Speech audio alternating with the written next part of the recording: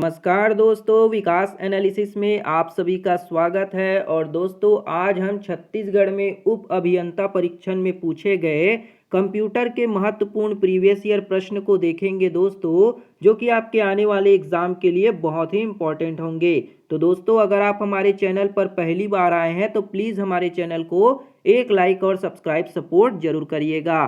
चलिए दोस्तों, इन प्रश्न को हल करते हैं। पहला प्रश्न है आपका, डाटाबेस का कौन सा हिस्सा केवल एक प्रकार की जानकारी को रखता है। पहला ऑप्शन दिया आपका रिकॉर्ड, दूसरा ऑप्शन है फाइल, तीसरा है रिपोर्ट और चौथा है आपका फील्ड।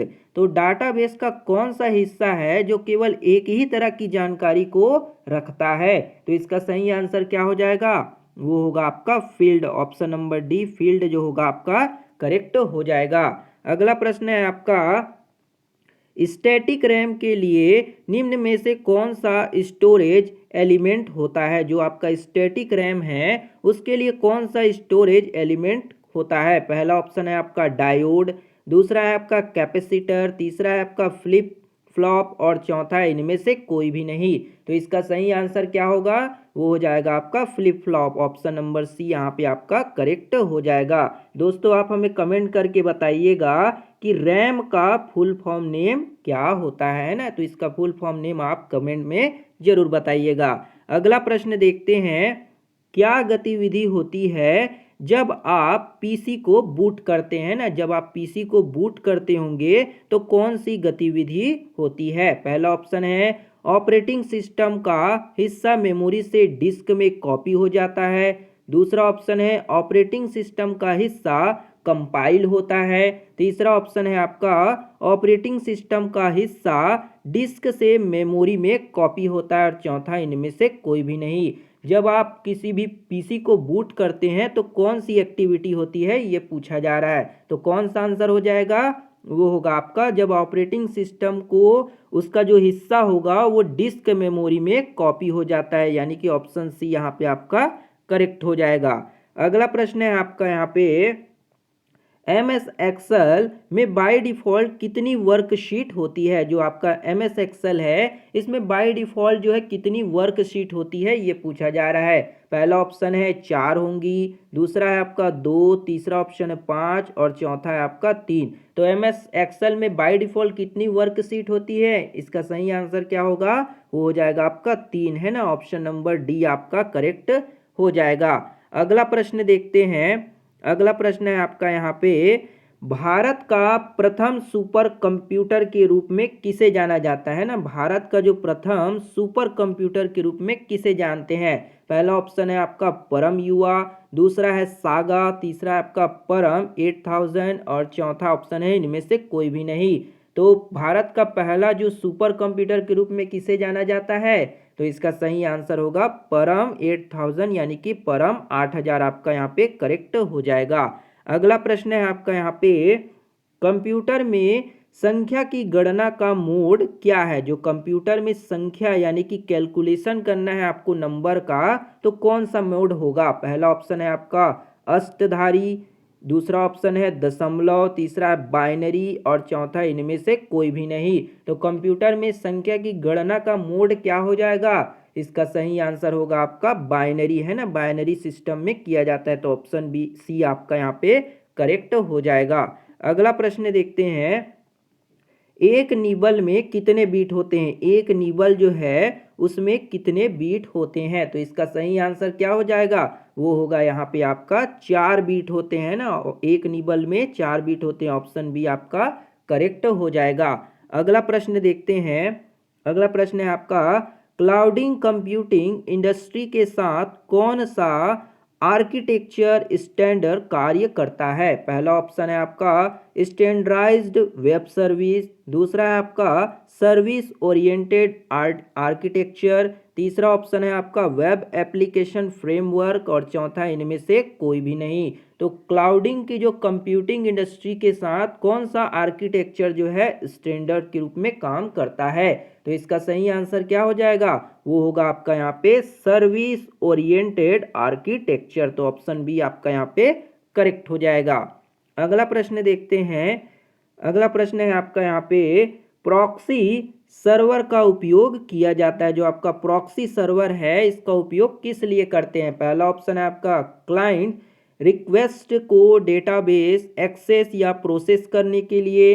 दूसरा ऑप्शन है क्लाइंट रिक्वेस्ट को वेब पेज प्रोसेस करने के लिए। तीसरा ऑप्शन है अनऑथराइज्ड यूजर के विरुद्ध की सुरक्षा के लिए। और चौथा है नन ऑफ दिस, यानी कि इनमें से कोई भी नहीं। तो इसका सही आंसर क्या हो जाएगा? वो होगा आपका यहाँ पे जो अनऑथराइज्ड यूजर्स होते हैं उनके विरुद्ध क्या करने के लिए? सिक्योरिटी करने के लिए इसे प्रोवाइड किया जाता है। तो ऑप्शन सी आपका यहाँ पे करेक्ट हो जाएगा।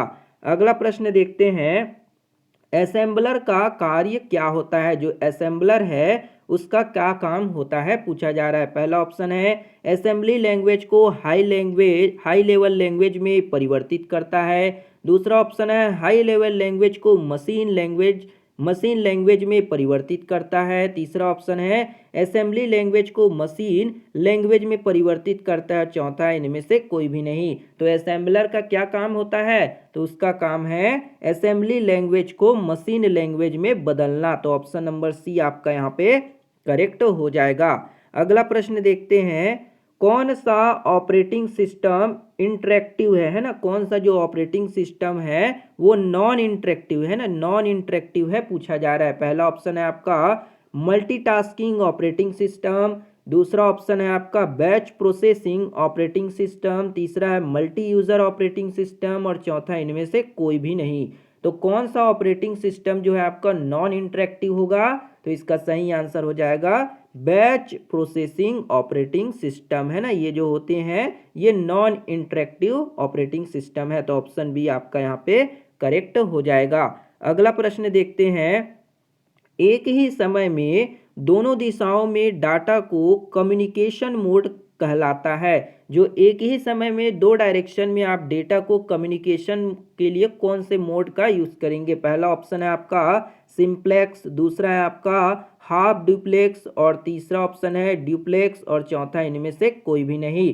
तो इसका सही आंसर क्या हो जाएगा? वो होगा आपका डुप्लेक्स। ऑप्शन नंबर सी यहाँ पे आपका डुप्लेक्स करेक्ट हो जाएगा। अगला प्रश्न देखते हैं, एक से ज़्यादा कॉल सिंगल लाइन से भेजने के लिए किस टेक्निक का उपयोग जो है किया जाता है?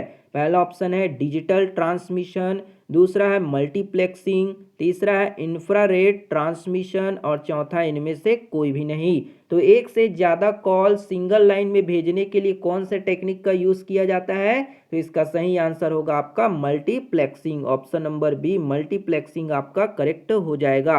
अगला प्रश्न देखते हैं, प्रथम जनरेशन कंप्यूटर में कौन सा हार्डवेयर जो है उपयोग किया गया है?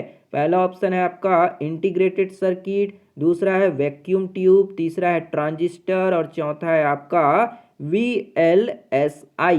तो प्रथम जनरेशन को जो कंप्यूटर है उसमें हार्डवेयर जो है कौन सा यूज़ किया गया है ये पूछा जा रहा है। तो कौन सा हार्डवेयर यूज़ किया गया है? उसमें वैक्यूम ट्यूब है ना। Option number B vacuum tube का उपयोग किया गया है। तो ऑप्शन बी आपका करेक्ट हो जाएगा। अगला प्रश्न देखते हैं, पावर पॉइंट में कौन सी दो साउंड्स फाइल का उपयोग किया जा सकता है?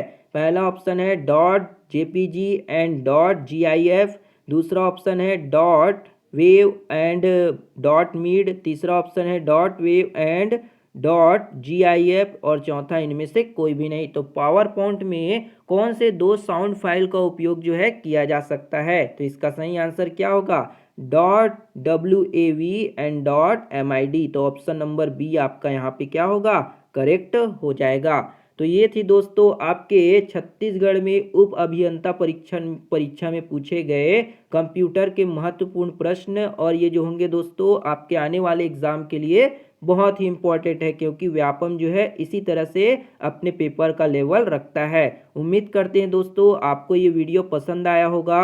अगर वीडियो बढ़िया लगा हो दोस्तों तो एक लाइक जरूर करिएगा, शेयर सपोर्ट और सब्सक्राइब भी जरूर करिएगा। मिलते हैं दोस्तों अगली वीडियो में, तब तक के लिए जय हिंद, वंदे मातरम।